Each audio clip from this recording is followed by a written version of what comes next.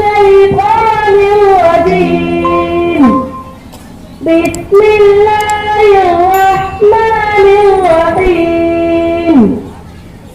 وجاهدوا بالله حق جهاده واجتباكم وما جعل عليكم في الدين من حرج ملة أبيكم إبراهيم وسماكم المسلمين من قبل وفي هذا ليكون الرسول شهيدا عليكم